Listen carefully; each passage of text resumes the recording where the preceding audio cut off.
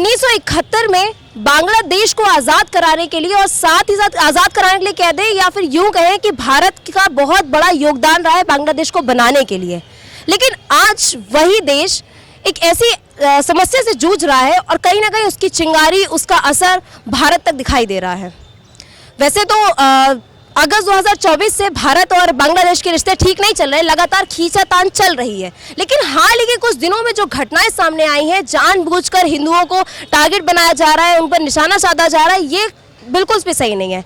तो आज इसी को जानने के लिए लोगों की क्या राय है, उन पर लोगों की क्या राय है, आपको क्या लगता है कि उनसे पूछेंगे कि गवर्नमेंट को इसके अगेंस्ट क्या एक्शन लेना चाहिए, इस पर लोगों की क्या राय है, हम उनसे जानने के लिए यहाँ पर आए हैं। तो चलिए उनसे बात करते हैं और आपको दिखाते हैं कि इस मुद्दे पर लोग अपने क्या क्या पॉइंट ऑफ व्यू देते हैं। चलिए, बांग्लादेश में जो मुद्दा इस समय बहुत ज़्यादा बड़ा है, बताने की आवश्यकता ही नहीं है, जितना वो बढ़ रहा है, सोशल मीडिया हर जगह वही छाया हुआ है। इस पर आपकी क्या राय है? देखिए, मैं इस घटना का घोर निंदा करता हूं और उस विचारधारा के लोग जहां भी हैं, अगर इस तरह का कृत्य करते हैं, इस तरह की विचारधारा में वो पलते बढ़ते हैं, तो वो निंदनीय है। वो मानवता को तार तार करने वाली घटना है, वह किसी भी समाज का हो, और ख़ास करके एक वर्ग विशेष को, हिंदू समाज को, एक वहाँ जो अल्पसंख्यक हैं उनको प्रताड़ित किया जा रहा है।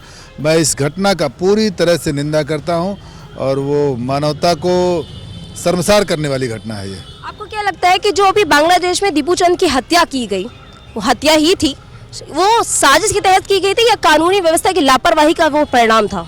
देखिए, वह विचार, वह सोच, वह घृणित कार्य सब निंदनीय है। वो चाहे साजिश हो या सरकार का हो, सरकार को उस पर निगरानी करना चाहिए। अगर वहाँ की पुलिस के पास, ऐसा भी हमने समाचार में देखा कि वहाँ की पुलिस व्यवस्था में वो पुलिस के कस्टडी में था और उसके बाद ऐसी घटना हुई है, तो निश्चित है अगर वो जो कानूनी व्यवस्था की लचर व्यवस्था है और कानून के कारण ही, कानून के संरक्षण में उस घटना को किया गया। मैं उस घटना का बहुत ही मार्मिक, बहुत ही कष्ट के साथ उसकी निंदा करता हूँ। जो मतलब वो मानवता को तार तार करने वाली घटना। सर, आपकी क्या राय है इस पर? अब माननीय विधायक जी बताए हैं कि भाई हिंदू समाज का जहाँ भी, हिंदू समाज के साथ जहाँ भी इस तरह की घटना घट रही है, एकदम इस चीज़ बहुत ही निंदनीय है और इस चीज़ का विरोध होना चाहिए। हम कई बार सुनते हैं कि कई लोग इस बात का आरोप लगाते हैं कि जब देखो गवर्नमेंट को कोई मुद्दा नहीं मिलता तो हिंदू मुस्लिम पे आ जाते हैं। अब बताइए, अगर ना आए तो क्या करें? जब नहीं आते हैं तो ऐसी घटनाएं हो जाती हैं और हिंदू मुस्लिम जैसे मुद्दों पे आ जाते हैं तो लोग कहते हैं कि उनके पास कोई मुद्दा नहीं, बस हिंदू मुस्लिम करने लग जाते हैं। इस पर आपका क्या कहना है? ये मुद्दा हिंदू मुस्लिम का नहीं है, हमारे हिंदू समाज के लिए एक समझ लीजिए कि जहाँ भी हिंदू अल्पसंख्यक है वहाँ उनको सही से जीने नहीं दिया जा रहा है, परेशान किया जा रहा है। यहाँ पे तो सारे समाज के लोग यहाँ हिंदुस्तान में सुरक्षित हैं, तो हर जगह भी हिंदू के साथ भी यही होना चाहिए था। तो ये घटना इसलिए बांग्लादेश जब आज़ाद हुआ था 1971 में, भारत का संपूर्ण योगदान रहा था, ठीक है, मदद तो भारत ने ही की थी। और कल को अगर वही चिंगारी वहां से यहाँ उठ के आ गई तो उसके लिए क्या हमारे पास प्रिकॉशंस है? क्या हमारी गवर्नमेंट को अगेंस्ट उसके एक्शन लेना चाहिए? हमारी गवर्नमेंट को सतर्क रहना चाहिए, वह उस घटना पे बराबर निगरानी करनी चाहिए। आपको क्या लगता है इस मुद्दे को अंतर्राष्ट्रीय मंचों पर उठाना चाहिए? एकदम उठाना चाहिए। और ये हमारी आंतरिक सुरक्षा को भी हाथ कर सकता है? जरूर। एक घटना जो है हमारी आंतरिक सुरक्षा से इसके साथ साथ हमारे बगल का देश है, अगर ऐसे हमारे बगल के देश में ऐसी घटना होगी तो कहीं ना कहीं हमारे देश में जो रहने वाले लोग हैं उनके लिए भी एक सबक है। सर, आपको क्या लगता है कि उस दिन बांग्लादेश में ऐसा जो दीपू चंद के साथ हुआ, ऐसा क्या हुआ था उस दिन कि ये घटना जो है वो इस मुद्दे तक पहुंच गई कि उस व्यक्ति को जिंदा जला दिया गया? ऐसा क्या था? नहीं, ऐसा क्या था वहाँ का, तो आप पिछले साल भी देखे थे कि मानवता के नाम पे वहाँ पे लोग, वहाँ की राजनीति बिल्कुल नीचे गिरी हुई है और ख़ास तौर से हिंदू समाज को, सनातनी लोगों को टारगेट, पहले उन्होंने मंदिरों को टारगेट किया था। वजह क्या है? वजह क्या है? उनकी मानसिकता ही ऐसी है। अब आप अभी बता रही थी कि बांग्लादेश 1971 में जो उत्पत्ति हुई उसकी असली बाप तो हिंदुस्तान ही है। हिंदुस्तान ने उसको पैदा किया, हिंदुस्तान ने उसको पाला पोसा। आज वो कर रहे हैं तो पूरा समाज, पूरा देश इस चीज़ का घोर विरोध कर रहा है और दूसरे समाज के लोग भी, यहाँ के जो मुस्लिम मौलाना, वो भी कह रहे हैं कि हमारे देश की वजह से बांग्लादेश पैदा हुआ। आज वो कर रहे हैं, मानवता को ताड़ ताड़ ये लोग कर रहे हैं। ये बहुत ही घृणित कार्य है और सरकार की इसमें पूरी लापरवाही है और वहाँ की सरकार उसमें मिली हुई है। इस मार्मिक मुद्दे पर बस यूं ही बातचीत करना काफी है, क्या कोई कठोर कार्रवाई की भी जरूरत है? कठोर कार्रवाई देखिए, अभी हमारे सर संचालक आदरणीय मोहन भागवत जी का भी इस पे आया है टिप्पणी, हमारे धर्माचार्यों का भी आ रहा है। अब उन्होंने ही कहा है कि वहाँ के जो हिंदू हैं सब इकट्ठे होंगे तभी इस चीज़ का सही तरीके से जवाब दे पाएंगे। वही है ना हाल की, जब हम बचपन में एक स्टोरी पढ़ते थे कि एक लकड़ी अकेले टूट जाएगी, वही सब साथ मिले अगर तो नहीं तोड़ पाएंगे उतने आसानी से। साथ पहले से मिले होते तो ये दुर्गति नहीं होती, लेकिन आज अभी भी कुछ बिगड़ा नहीं है। आज भी एक हो जाएं तो अच्छा जवाब दे सकते हैं और वहाँ की सरकार हिल जाएगी। आपको क्या लगता है वजह क्या हो सकती है?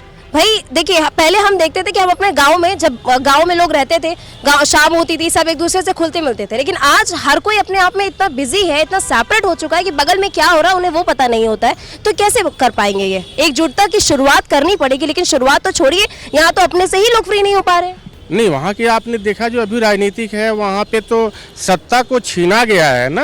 लोकतांत्रिक व्यवस्था में थोड़ी यूनिट चुने गए हैं, वो एक गलत तरीके से उपद्रवियों के द्वारा बनाई गई सरकार है। इसके पहले जो सरकार थी ये लोकतांत्रिक थी, तो वो लोकतांत्रिक व्यवस्था के अंदर सही काम कर रही थी, भारत के साथ रिश्ते भी अच्छे थे और उस देश का विकास भी हो रहा था। लेकिन ये तो आतंकवादियों की पार्टी, यूनिस की पार्टी आ गई है, उनको मानवता से मतलब नहीं है और वो हिंदुस्तान को टारगेट स्पेशल कर रहे हैं और आप सभी को पता है उसमें पाकिस्तान का पूरा हाथ है। सर, बांग्लादेश के मुद्दे से तो आप सभी वाकिफ हैं, जो हुआ, आपको क्या लगता है कि वो जो चिंगारी वहाँ उठी है यहाँ तक ना आए, उसके लिए भारत सरकार को क्या कदम उठाने चाहिए? नहीं, भारत सरकार को तो ये करना चाहिए कि जिसको हमने पैदा किया, जिसको हमने पाला पोसा, बांग्लादेश में जो कुछ भी है वो हिंदुस्तान का दिया हुआ है। वहाँ रेल पटरी भी तभी बिछी जब हमारे यहाँ से लोग गए थे। तो जिसको हमने पाला पोसा है और वो हमारे ही लोगों के प्रति अगर इस तरह का आघात हो रहा है और सिर्फ एक बात का इशू बना के कि जो हमारी शरणागत करने की सनातनी परंपरा रही है, जो उनके यहाँ की पूर्व प्रधानमंत्री को वो हम लोगों ने एक तरह से शरण दे रखी है अपने यहाँ, उसी का खामियाजा जो हम हिंदुस्तान के नागरिकों को वहाँ उठाना पड़ रहा है, उसके लिए सख्त निर्णय लेना चाहिए और सरकार को ऐसा कठोर कदम उठाना चाहिए कि जब और बड़े देश, जब हम अपने को शक्तिशाली देश मानते हैं और आने वाले समय में हम अपने को तीसरी महाशक्ति की बात करते हैं, तो जब उनके नागरिकों पर हमला होता है तो सेल्फ डिफेंस में वो कहीं भी हमला करके तैयार रहते हैं। तो उसी तरह सख्त कदम उठा के भारत सरकार को भी अब इन मुद्दों पर आर पार का कोई ठोस निर्णय लेना चाहिए। आपको क्या लगता है कि बांग्लादेश में जो ये घटनाएं सामने आ रही हैं वो जानबूझकर हिंदुओं को केंद्रित निशाना बनाया जा रहा है? कोई इनकी खास साजिश है या क्या हो सकता है? बिल्कुल बनाया जा रहा है। मैं तो कह तो रहा हूँ ना कि खाली जो हमने वहाँ की राष्ट्रपति को अपने यहाँ रोक रखा है, जिसको वो लोग मारना चाहते थे, जिस नारी की वो हत्या करना चाहते थे, वो जो हमने नहीं करने दिया कि जिससे लोकतंत्र ना खत्म हो, कानून को अपने हाथ में लेना भी तो गलत है ना। ये उसी का खामियाजा हम लोगों को भुगतना पड़ रहा है। और सीधी सी बात है, ये चीज़ जो बांग्लादेश में हो रही है, जो ये हमारे यहाँ लिबरल टाइप के लोग हैं ना, जो भाईचारे की बात करते हैं, ये उनकी आंखें खोलने के लिए ये समय है, क्योंकि भाईचारे का एकमात्र एक सिद्धांत है, जहाँ पर उनकी संख्या कम होती है वहाँ वो हमको भाई कहते हैं, जब उनकी संख्या बढ़ जाती है तो ये भाई उनका चारा हो जाता है। इस बात को हम लोगों को आंखें खोल लेनी चाहिए। सही बात है। मैम, आपको क्या लगता है कि बांग्लादेश में जो एक व्यक्ति जो हिंदू जला दिए गए, उनके साथ जो हुआ वो क्या था? ये कोई साजिश थी या बस वो उस समय की घटना सिचुएशन के अकॉर्डिंग बस वो का हो गया? सिचुएशन तो देखिए हम नहीं कह सकते उसको, बात जब यहाँ पे हिंदू और अदर धर्म की आ जाती है तो इसको घटना कहना तो मुमकिन मेरे हिसाब से तो सही नहीं है। ये कहीं ना कहीं एक दिमागी खेल है जो खेला जा रहा है और अब जो हम सनातन की आवाज़ उठा रहे हैं, हमें ताकत लगानी पड़ रही है, हमें जोर लगाना पड़ रहा है, हमें लोगों को बुलाना पड़ रहा है। बट दूसरे धर्म वालों के लिए ये एक तरीके का कह सकते हैं कि टाइम सेविंग टाइम है। ये उनको इन सब की ज़रूरत नहीं है, उनको पता है कि हमें क्या करना है। एक छोटे से बच्चे को भी पता है उन्हें क्या करना है, बट हमें जागने की ज़रूरत है। बांग्लादेश में बहुत तेजी के साथ में कट्टरपंथी बढ़ती चली जा रही है। वहाँ पे कई लोग हैं जो कह रहे हैं कि नहीं पहले हिंदुस्तान में, अभी बांग्लादेश में हो रहा है, कल वही हिंदुस्तान में भी होगा। तो हमारी गवर्नमेंट को इसके लिए कुछ तो अवेयर होना पड़ेगा ना, कि कल को वो जो बांग्लादेश फेस कर रहा है वो हम फेस ना करें। देखिए, बांग्लादेश जो फेस कर रहा है वो सिर्फ उसका उतावलापन है। मेरा मानना तो यही है, जब चीज़ें आग जब धीमे धीमे सुलगती है ना, तभी वो जाके तेज भड़कती है। तो जो हमारे यहाँ पे हो रहा है, जो हमारे सनातनी इस समय बने हुए हैं और जो इकट्ठा हो चुके हैं, जो जाग चुके हैं, वो ही इसका एक सही जवाब है उनके लिए। यही हमको बांग्लादेश में भी ज़रूरत है और बांग्लादेशियों को ये समझाने की ज़रूरत है कि हम एक हैं। वो इस समय अपना सिर्फ उतावलापन दिखा रहे हैं, उससे कुछ होना नहीं है, उनको भी पता है इससे कुछ भी नहीं होना है। जिस तरीके से हमारी जो सरकार वर्क कर रही है उसमें थोड़ा सा टाइम ज़रूर लगेगा। हमें पता है कोई भी अच्छी चीज़ होती है तो बुरी चीज़ हमें फेस करनी पड़ती है। ये वही फेस है हमारा जो हम देख रहे हैं, और हमें तसल्ली करनी पड़ेगी। हमारे बहुत से जो लोग थे जो जेल गए और जेल जाने के बाद सूली पे चढ़ गए, आपको नाम गिनाने की ज़रूरत नहीं है, आपने भी देखा होगा। बिल्कुल सही बात है। तो हमारा सनातन बस उसी राह पे फिर चल पड़ा है। ऐसा तो नहीं है कि भारत सरकार बहुत ज़्यादा उदार नीति पे चल रहा है तो वो उसका फायदा उठा रहे हैं? ये मैं इसमें देखिए ऐसा ना कि जो अभी आपने कहा सरकार क्या करे, तो सरकार कुछ नहीं करेगी। सरकार जो अपना काम करेगी करेगी। इसके लिए हम सनातनियों को ही जागृत होना पड़ेगा, क्योंकि सरकार के बस से कुछ नहीं होना है। और हर व्यक्ति जब तक अपनी जिम्मेदारी नहीं समझेगा, क्योंकि हमारी आपकी जो सोच है ना, हमारे आपके यहाँ अगर एक चींटी भी पैर से दब के मर जाती है तो हम बच्चे को सिखाते हैं कि बेटा ये पाप है। उनके यहाँ बचपन से ही गले को रेतना सिखाते हैं। तो गले के रेतने को सीखने वाले को और चींटी को भी उसको जीव बता के मारने से बचाने वालों की सोच एक कहाँ हो सकती है। और मैं तो अपने सारे सनातनियों से एक अपील करूँगा आपके माध्यम से कि हम कुछ नहीं कर सकते।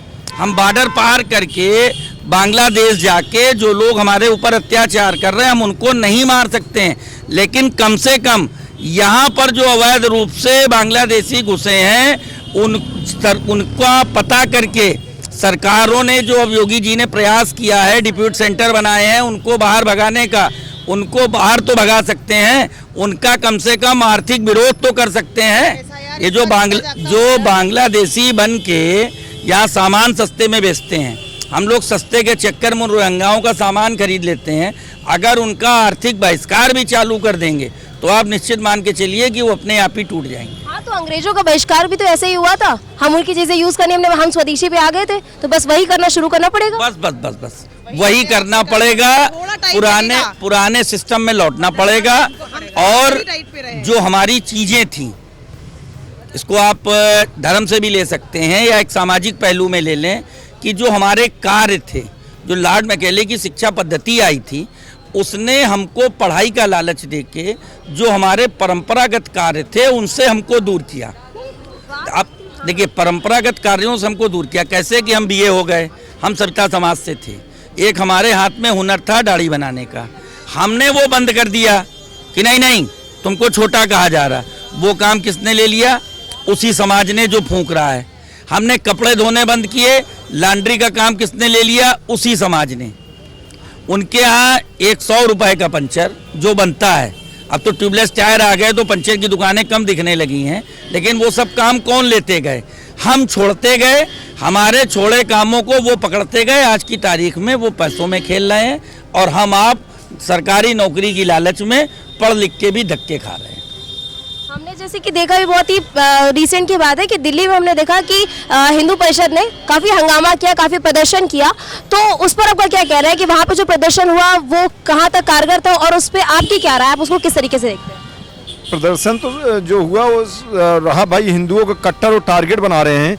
कहीं भी वो हमारे बांग्लादेश में जो है केवल हिंदुओं को खोज खोज के टारगेट बनाया जा रहा है, तो उसके लिए गलत है। जो SIR जो किए हैं माननीय मुख्यमंत्री जी ने, ये बहुत अच्छा काम किए हैं। मैं कहता हूँ कि कम से कम बांग्लादेश यहाँ भगाए जाएं। ये अपना टारगेट तो हम ही लोगों को बार बार बनाया जा रहा है। आपको क्या लगता है कि हर बार चुप रहना और उदारवादी नीति पे चलना क्या हमारे लिए सही होगा? नहीं नहीं, हम इसको नहीं मानते। हमेशा चुप रहना ठीक नहीं पड़ता है। बहुत ही हाल ही में देखा था कि अपर्णा जी का एक बयान आया था कि हिंदू राष्ट्र को बचाने के लिए अगर हमें शस्त्र भी उठाना पड़े तो वो उठा सकते हैं। तो उनसे आप कहाँ तक सहमत हैं? नहीं नहीं, ये कोई नई चीज़ नहीं है। उन्होंने कोई नई चीज़ नहीं कही जिस शस्त्र उठाना पड़े। हमारे देवता जितने हैं जो आराध्य हैं सनातन के, ऐसा कौन सा देव है जिसके हाथ में शस्त्र नहीं है। हमारे पास शास्त्र और शस्त्र दोनों की ताकत थी। हमने शास्त्रों को छोड़ा और शस्त्रों को छोड़ा, इसीलिए इस दुर्दशा को प्राप्त हैं। क्योंकि हमारे जो शस्त्र होते थे वो भी मंत्रों के अधीन होते थे और वो ऐसा चमत्कार करते थे। आज अग्निबाण आया है, अग्नि मिसाइल आज आई है, हमारे यहाँ अग्निबाण कब से था, सारी चीज़ें कब से थी। तो हमको अपने, वही मैं बार बार कह रहा हूँ, हमको अपने पुराने पूर्वजों के साम्राज्य को जानकर, सर्जरी की बात आप करते हैं, हमारे यहाँ तो आदि गुरु आदि शंकराचार्य परमपिता जो हमारे शंकर भगवान हैं, उन्होंने किस जमाने में अपने पिता राजा दक्ष की जब गर्दन काट के बकरी की लगा के मुंडी सर्जरी कर दी थी, उससे बड़ी सर्जरी का कोई उदाहरण हो तो बता दीजिए। तो हमारे यहाँ तो ये सारा सब कुछ रहा, शस्त्र का भी ज्ञान रहा, शास्त्र का भी ज्ञान रहा। इसीलिए हमारी नालंदा विश्वविद्यालय जलाया गया, हमारी संस्कृति को नष्ट करने का कार्य इसीलिए किया गया। और हमारा कोई ऐसा देवता नहीं है कि जिसके हाथ में शस्त्र ना हो। शस्त्र शक्ति का प्रतीक है हमारे यहाँ, इसीलिए मातृशक्ति को भी हमेशा मजबूत बनाया गया। माता का नाम पहले लिया जाता है, अगर सीता पहले हैं उसके बाद राम है, राधे हैं फिर श्याम है, पार्वती हैं फिर शिव हैं। तो उसी पुरानी पद्धति पर जब तक हम आप नहीं लौटेंगे और ये सब जो चैनलों में चल रहा है उसको सबको जब तक हम नहीं छोड़ेंगे, घर के बच्चों को मोबाइल की जगह गीता और उसका ज्ञान नहीं देंगे। हमें लगता है इसकी शुरुआत हमें हमारे घर से करनी चाहिए। करनी चाहिए। आप देखिए ना कि जब हमारे क्या जब मुस्लिम समुदाय में शादी होती है तो उनके साथ उन्हें कुरान दी जाती है, लेकिन हमारे क्या हमें भगवत गीता और रामायण नहीं दी जाती है, क्यों? हमको तो घर ही में करना है। ये आप कैमरा लेके चल रही हैं, लोगों ने अपने घरों में कैमरे लगा दिए, तो हमने इलेक्ट्रॉनिक तो सीसीटीवी लगा दिए। जो हमारे आपके पुरातन सीसीटीवी थे, हमारे आपके पड़ोसी, हमारे आपके दादा चाचा, उनको हमने छोड़ दिया। कल को आपके सगे चाचा आपकी बुराई करें तो आपकी माँ, आप अपने ऊपर मत लीजिएगा। एक उदाहरण है कि अगर हमारे बच्चे का कोई अगर बताता है शिकायत, तो पता क्या होता है, सबसे पहले हमारे घर के लोग कहेंगे ये हमारे लड़का का खाए जा रही हैं, इन्हें हमारे लड़का की तरक्की नहीं दिख रही है, वही के पीछे पड़ी रहती हैं। तो ये जो परंपरा है ना, इसको बंद करना पड़ेगा। हम लोग भी उस दौर से गुजरे हैं। अगर पूजा के लिए भी माचिस की डिबिया लेनी होती थी और मोहल्ले का कोई आदमी अगर पान की दुकान पे खड़ा होता था तो इसलिए उस माचिस को लेने जाने में डरते थे कि अगर यहाँ माचिस भी लेने गए वो पता नहीं क्या सोच ले, घर में बता दें तो पूंछा बाद में जाएगा, कान के नीचे झापड़ पहले पड़ जाएगा। उस परंपरा को जब तक नहीं हम लोग वापस लाएंगे कहीं नहीं सुधार सकते। हमारी तो अंतर्राष्ट्रीय हिंदू शक्ति सेना, जिसका मैं राष्ट्रीय अध्यक्ष हूँ, गृहस्थ अखाड़े का संस्थापक हूँ, हम लोग तो ये कहते हैं कि आप अपने घरों के कमरों में पहले हनुमान चालीसा पढ़ना चालू करिए। फिर जैसे सब्जी लेने जाती हैं, पड़ोसी से कहती हैं आओ चलें सब्जी साथ में ले आएँ, वैसे ही साथ में लेके जाइए, मंदिरों में पढ़िए। कल हजरतगंज में होने लगेंगे उस दिन अपने आप सब ठीक हो जाएगा। आप बताओ, आपके कभी किसी मंदिर में कोई घटना हो जाए, क्या स्पेशल फोर्स लगाना पड़ता है? उनके यहाँ शुक्र की नमाज के लिए स्पेशल फोर्स लगता है, क्योंकि लगता है कि वो जो उन्मादी भीड़ है उसको कहीं डाइवर्ट करके कुछ करा ना दिया जाए। तो वो ताकत, वो डर हमें करना नहीं है, लेकिन दिखाना भी है ना। कल हजरतगंज में एक हिंदू राष्ट्र परिषद की तरफ से पुतला को फूका जाएगा और तमाम विरोध प्रदर्शन भी किए जाएंगे, उसके बारे में आपका क्या कहना है? नहीं, पुतला फूंकना, अपना विरोध जताना एक अच्छी बात है, लेकिन सबसे अवेयरनेस कहाँ तक फैलेगा? क्योंकि कई बार लोग ये बोल देते हैं ना कि इससे और भी लोग आहत हो रहे हैं। नहीं, आहत हो रहे हैं तो हमारी भावनाएं आहत हो रही हैं।